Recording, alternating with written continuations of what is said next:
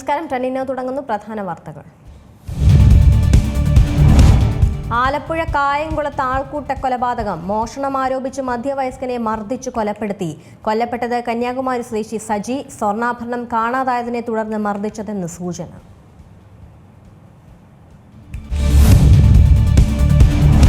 ശബരിമല സ്വർണ്ണപ്പാളി വിവാദത്തിൽ നിയമസഭയിൽ ഇന്നും പ്രക്ഷുബ്ധം. ബാനറുമായി നടുത്തളത്തിലിറങ്ങി പ്രതിഷേധം. ബാനർ പിടിച്ചുവാങ്ങാൻ നിർദ്ദേശം നൽകി സ്പീക്കർ. പ്രതിപക്ഷം സഭ ബഹിഷ്കരിച്ചു. പ്രതിപക്ഷത്തിന്റെ രാജി ആവശ്യം തള്ളി മന്ത്രി VN വാസവൻ.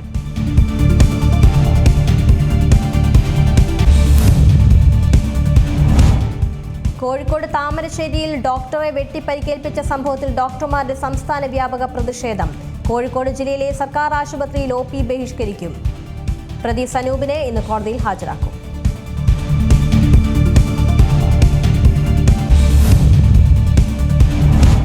റീജിയണൽ ക്യാൻസർ സെന്ററിൽ മരുന്ന് മാറി നൽകി. തലച്ചോറിലെ ക്യാൻസറിനുള്ള മരുന്നിന് പകരം നൽകിയത് ശ്വാസകോശത്തിനുള്ള മരുന്ന്. തലച്ചോറിലെ ക്യാൻസറിനുള്ള മരുന്നിന്റെ ബോക്സിൽ ശ്വാസകോശ ക്യാൻസറിനുള്ള മരുന്ന്. കമ്പനിയിൽ നിന്ന് പാക്ക് ചെയ്ത് അയച്ചതിലെ പിഴവെന്ന് പ്രാഥമിക വിവരം. മരുന്ന് മാറി നൽകിയത് 2000-ലധികം രോഗികൾക്ക്. കൊച്ചി കുണ്ടന്നൂരിൽ മുഖം മൂടി ധരിച്ചെത്തി 80 ലക്ഷം തട്ടിയെടുത്തു. കേസിൽ 5 പേർ പിടിയിൽ. കസ്റ്റഡിയിലുള്ളത് പ്രതികളെ സഹായിച്ചവർ. മറ്റു പ്രതികളെ കണ്ടെത്താൻ അന്വേഷണം ഊർജിതം.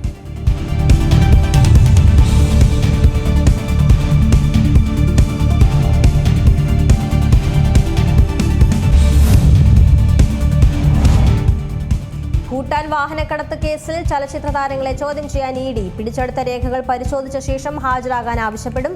ബാങ്ക് അക്കൗണ്ട് വിവരങ്ങൾ സമർപ്പിക്കാനും നിർദ്ദേശം.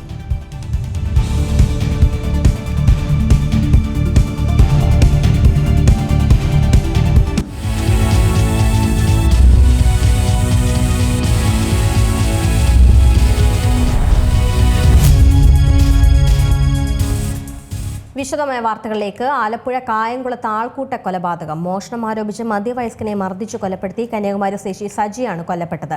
അയൽവാസിയുടെ കുഞ്ഞിന്റെ സ്വർണ്ണാഭരണം കാണാതായതിനെ തുടർന്ന് കുട്ടിയുടെ വീട്ടുകാരാണ് മർദ്ദിച്ചത്.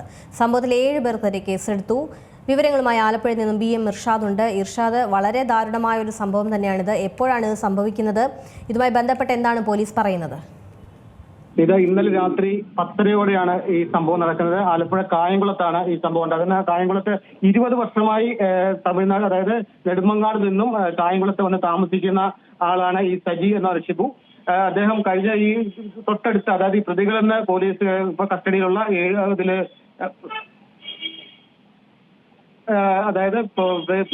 7 പ്രതിയുടെ വിഷ്ണു ന്റെ മകളുടെ സ്വർണം പോയി എന്നൊരു വിഷയത്തിലാണ് ഈ സജിയുമായി വാക്കുതർക്കം ഉണ്ടാകുന്നത്.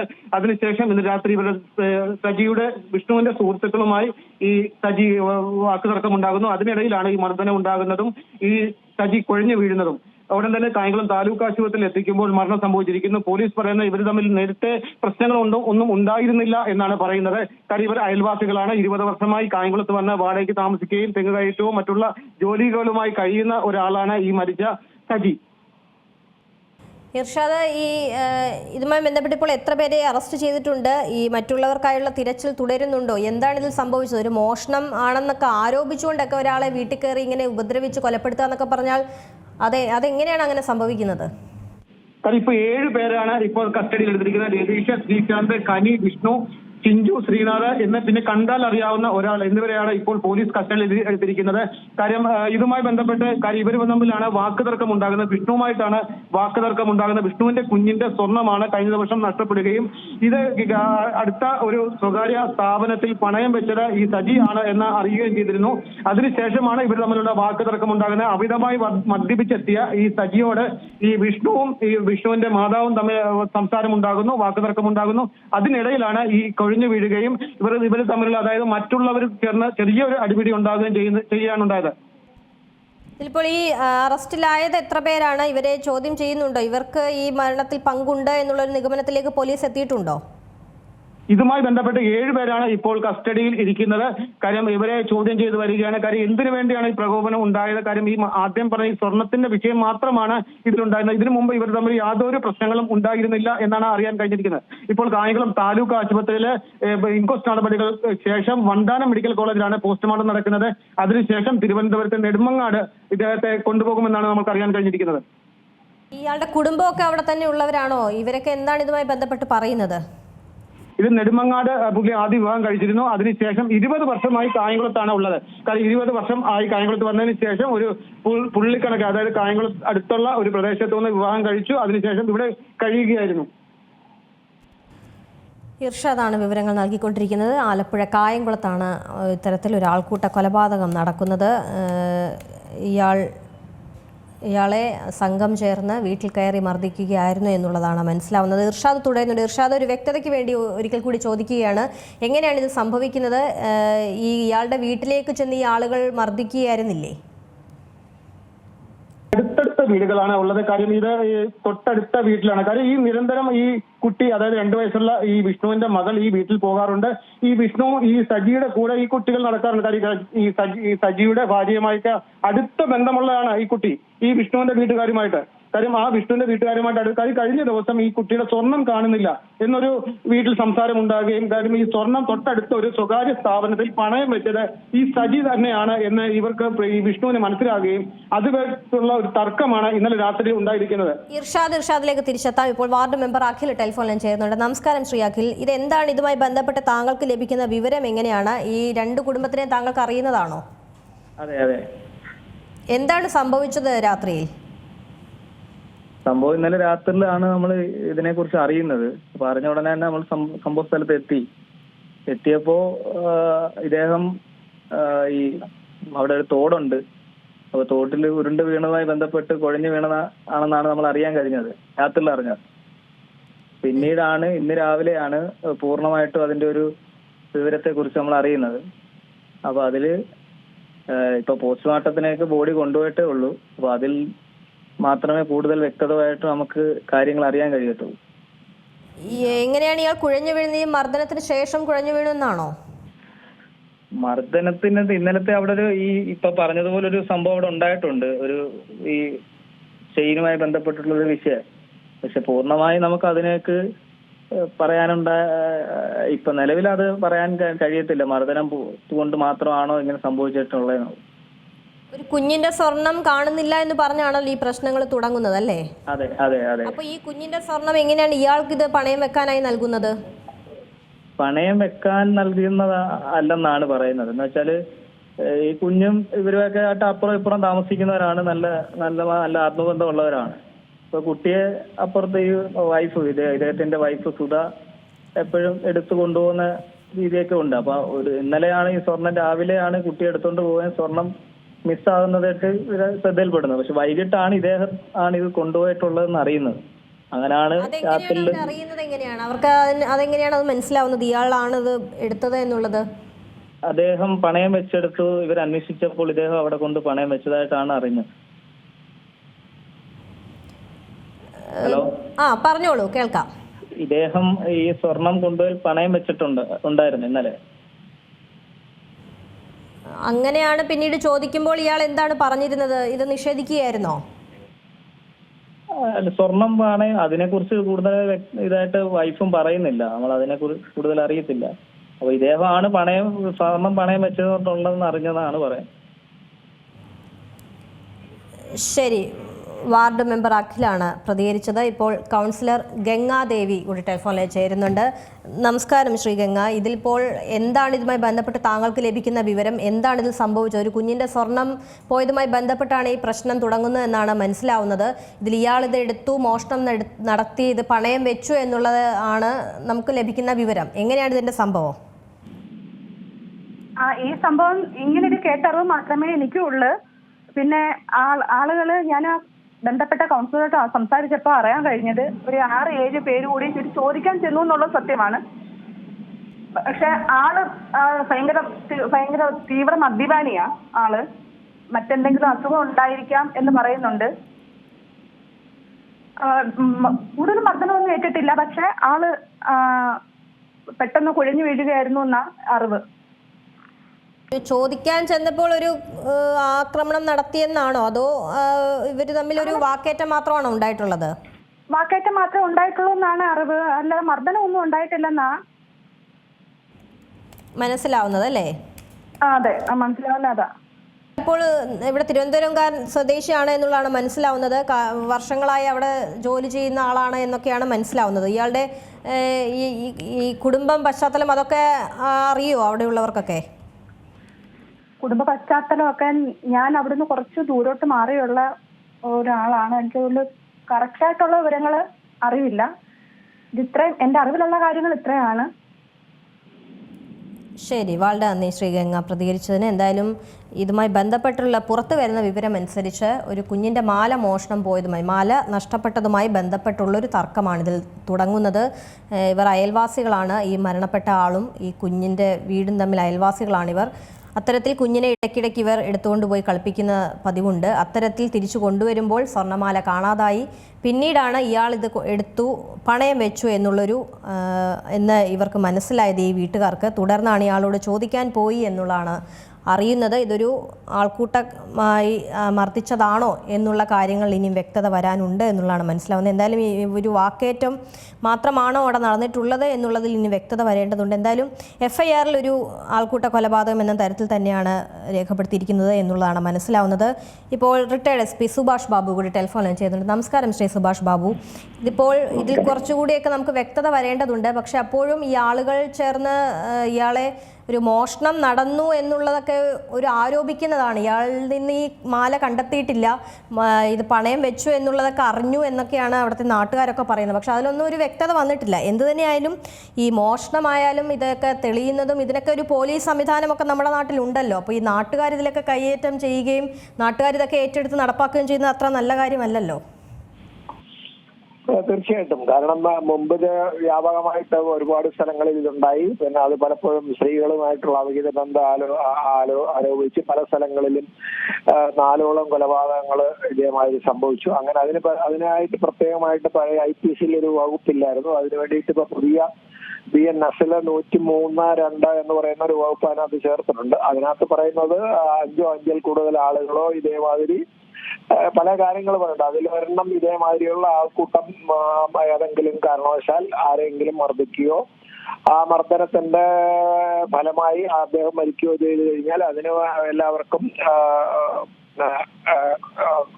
കൊലപാതകം എന്നുള്ള പരിഗണനയിൽ വരികയും ആ കൊലപാതകം ചെയ്തു എന്നുള്ളതിന് അദ്ദേഹത്തിന് വധശിക്ഷ എല്ലാവർക്കും വധശിക്ഷ കൊടുക്കാവുന്നു. അതനുസരിച്ചിട്ടുള്ള ശിക്ഷ ഗൗരവതരമായ ഒരു വകുപ്പാണ് ഉൾപ്പെടുത്തിയിരിക്കുന്നത്.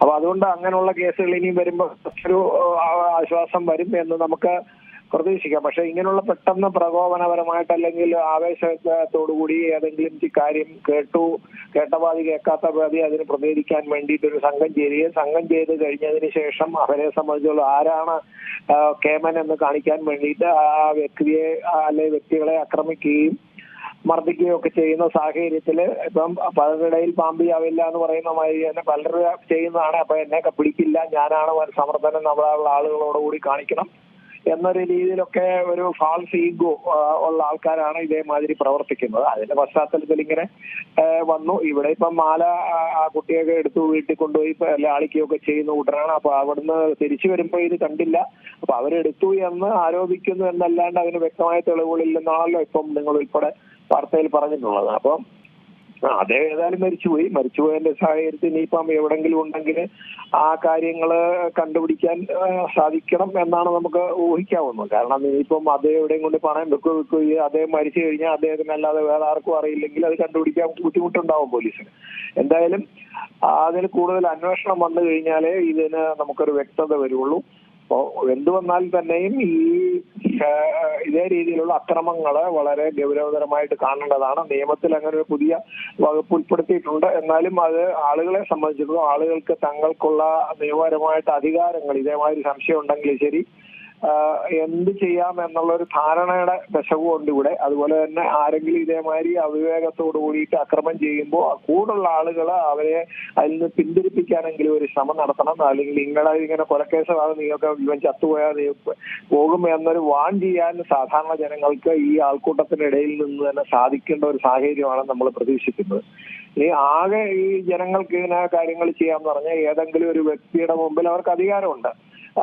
ഈ വ്യക്തികളെ ഇങ്ങനെ കുറ്റം ചെയ്യുന്ന ആളുകളെ തടഞ്ഞു വെക്കുന്നതിനും അറസ്റ്റ് ചെയ്യുന്നതിനും പോലീസിൽ ഏൽപ്പിക്കുന്നതിനും അധികാരമുണ്ട്. അതങ്ങനെ ഒരാളുടെ മുൻപിൽ നിന്ന് ഒരു പോലീസിനെ നേരിട്ടെടുക്കാവുന്നതും ജാമ്യമില്ലാത്തതുമായ ഒരു കുറ്റം ചെയ്യുന്നത് ഒരാൾ നേരിൽ കാണുകയാണെങ്കിൽ, അല്ലെങ്കിൽ കുറെ ആളുകൾ നേരിൽ കാണുകയാണെങ്കിൽ അവർക്ക് ആ കുറ്റം ചെയ്യുന്ന വ്യക്തിയെ തടഞ്ഞു നിൽക്കുകയോ അദ്ദേഹത്തിന്റെ വേല മരമോഷണം മുതലോ വേറെ ഏതെങ്കിലും രീതിയിലുള്ള ആയുധങ്ങളോ ഉണ്ടെങ്കിൽ അതോടുകൂടി തടഞ്ഞു വെക്കുകയും അത് എത്രയും പെട്ടെന്ന് ആ ആളെ ഇവർക്ക് അറസ്റ്റ് ചെയ്യാവുന്ന തന്നെയാണ് നിയമം പറയുന്നത്. അറസ്റ്റ് ചെയ്യുന്ന വ്യക്തിയെ എത്രയും പെട്ടെന്ന് അത് പോലീസിൽ ഏൽപ്പിക്കുക, അല്ലാണ്ട് ഇവർക്ക് അവരെ ഉപദ്രവിക്കാനോ അവരെ മറ്റവരുടെ ഏതെങ്കിലും രീതിയിലുള്ള സാധനങ്ങളോ അല്ലെങ്കിൽ മുതലുകളോ നശിപ്പിക്കാനോ ഒന്നും പാടില്ല.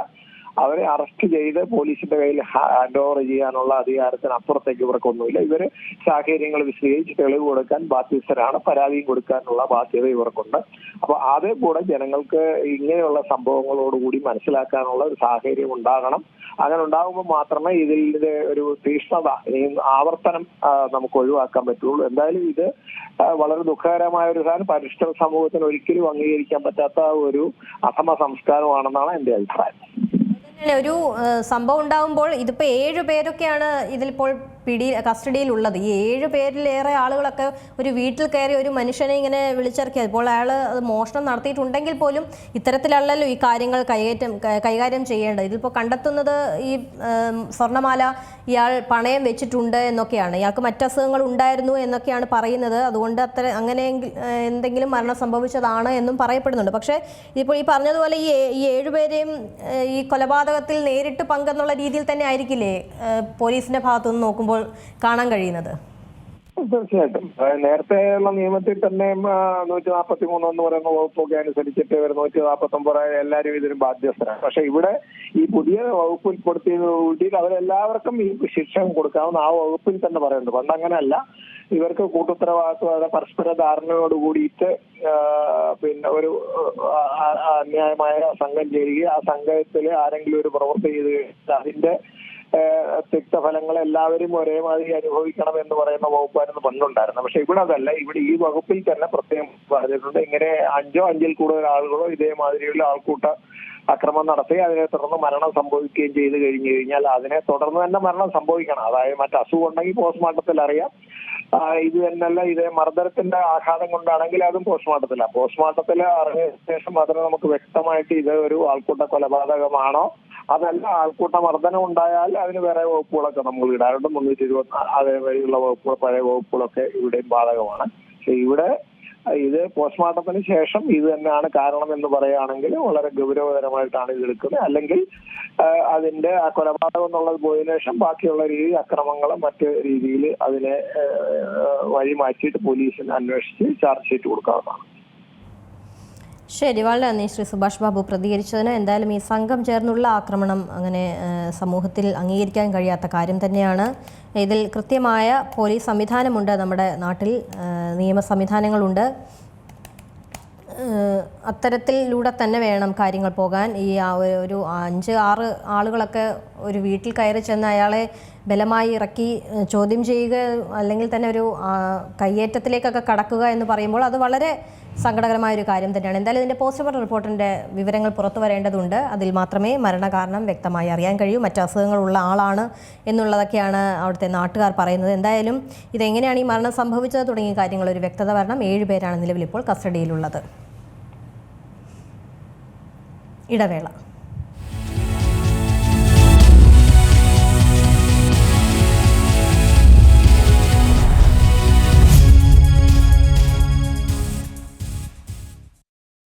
നേപ്പാളിൽ ജൻസി പ്രതിഷേധക്കാർ മുൻ ചീഫ് ജസ്റ്റിസ് സുശീല കർക്കിയെ നേപ്പാളിലെ ഇടക്കാല സർക്കാരിനെ നയിക്കുന്ന ആദ്യ വനിതാ പ്രധാനമന്ത്രിയെ തിരഞ്ഞെടുത്തത് അമേരിക്കൻ ഓൺലൈൻ പ്ലാറ്റ്ഫോമായ ഡിസ്കോർഡിലൂടെയാണ്. ചരിത്രത്തിൽ ആദ്യമായിട്ടാണ് ഇത്തരമൊരു ഓൺലൈൻ തിരഞ്ഞെടുപ്പ് ഒരു രാജ്യത്തിൻ്റെ ദേശീയ നേതൃത്വത്തിൽ നേരിട്ട് സ്വാധീനം ചെലുത്തുന്നത്. ജേസൺ സിസ്ട്രോണും സ്റ്റാനിസ്ലാവും ചേർന്ന് 2015-ൽ ഗെയിമർമാർക്ക് വേണ്ടി അവരുടെ ഗെയിമിങ്ങിനെ ബാധിക്കാതെ ചാറ്റ് ചെയ്യാൻ വികസിപ്പിച്ചെടുത്ത പ്ലാറ്റ്ഫോമാണ് ഡിസ്കോർഡ്. ഗെയിമിൽ നിന്ന് പുറത്തു കടക്കാതെ തന്നെ ഉപയോക്താക്കളെ അവരുടെ നെറ്റ്വർക്കുമായി ആശയവിനിമയം നടത്താൻ ഈ പ്ലാറ്റ്ഫോം അനുവദിക്കുന്നു. ഉപയോക്താക്കൾക്ക് താല്പര്യമുള്ള വിഷയങ്ങളിൽ വ്യത്യസ്ത സെർവറുകൾ സൃഷ്ടിച്ച് അടിസ്ഥാന ആശയവിനിമയം നടത്താം. ടെക്സ്റ്റ്, ഓഡിയോ, വീഡിയോ ചാനലുകൾ, സ്ക്രീൻ പങ്കിടൽ, സ്ട്രീമിംഗ്, മോഡറേഷൻ ടൂളുകൾ എന്നിവയും ഇതിൻ്റെ സവിശേഷതയാണ്. 5 ലക്ഷം ഉപയോക്താക്കളെ വരെ ഉൾക്കൊള്ളാൻ കഴിയുന്ന ഒരു കമ്മ്യൂണിറ്റി ഇടമാണെങ്കിലും 2.5 ലക്ഷം പേർക്ക് മാത്രമേ സജീവമാകാൻ കഴിയൂ. ഒലിയുടെ രാജിയെ തുടർന്ന് യൂത്ത് അഗെയിൻസ്റ്റ് കറപ്ഷൻ സെർവറിലെ അംഗങ്ങൾ നേപ്പാളിന്റെ അടുത്ത നേതാവിനെ തിരഞ്ഞെടുക്കാൻ ഡിസ്കോഡാണ് ഉപയോഗിച്ചത്. സൗകര്യപ്രദമായ ഒരു പ്ലാറ്റ്ഫോം ആയതിനാൽ ജെൻസിയിൽ ഡിസ്കോഡ് ജനപ്രിയമാണ്. ഇൻസ്റ്റഗ്രാം അല്ലെങ്കിൽ എക്സ് പോലെയല്ല. ഇതിൽ അനന്തമായ ഉള്ളടക്ക ഫീഡുകളില്ല. വാട്സപ്പ് പോലുള്ള സന്ദേശമയക്കൽ ആപ്പുകളെക്കാൾ കൂടുതൽ ടൂളുകളും ഇത് വാഗ്ദാനം ചെയ്യുന്നു. പ്ലാറ്റ്ഫോമിന്റെ സെർവറുകൾ വലിയ ഗ്രൂപ്പുകൾക്ക് പ്രധാനപ്പെട്ട വിഷയങ്ങൾ ചർച്ച ചെയ്യാൻ അവസരമൊരുക്കുന്നു.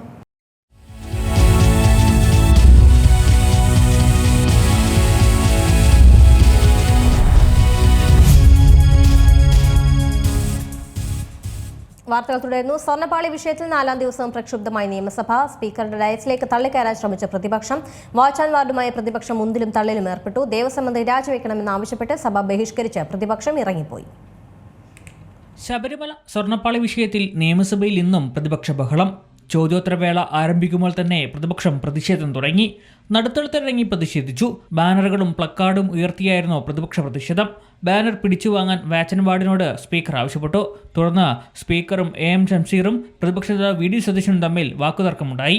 മന്ത്രിമാർ വായിൽ തോന്നിയത് പറഞ്ഞപ്പോൾ സ്പീക്കർക്ക് കുഴപ്പമില്ലെന്ന് VD സതീശൻ ആരോപിച്ചു. സ്പീക്കറുടെ ഡയസിലേക്ക് കയറാൻ പ്രതിപക്ഷാംഗങ്ങൾ ശ്രമിച്ചു. ഇതോടെ വാച്ച് ആൻഡ് വാർഡുമായി വാക്കേറ്റമുണ്ടായി. തുടർന്ന് ഉന്തും തള്ളിലേക്ക് കാര്യങ്ങളെത്തി. സംഘർഷത്തിൽ വാച്ച് ആൻഡ് വാർഡിന് പരിക്കേറ്റു. ആക്രമണത്തിന് പിന്നിൽ VD സതീശനാണെന്ന് മന്ത്രി MB രാജേഷ് ആരോപിച്ചു. തുടർന്ന് സഭ ബഹിഷ്കരിച്ച് പ്രതിപക്ഷം ഇറങ്ങിപ്പോയി. മന്ത്രിമാരും അംഗങ്ങളും സഭ്യേതര പരാമർശം നടത്തിയെന്ന് VD സതീശൻ ആരോപിച്ചു. നിലവാരം കുറഞ്ഞ പരാമർശമാണ് ഭരണപക്ഷം സഭയിൽ നടത്തുന്നത്. അയ്യപ്പന്റെ സ്വർണം കട്ടതിലല്ല പ്രശ്നം, പറഞ്ഞതിലാണ് പ്രശ്നം. കടകംപള്ളിക്ക് എല്ലാം അറിയാം. മന്ത്രി വാസവൻ അറിഞ്ഞുകൊണ്ടുള്ള കൊള്ളയാണിത്.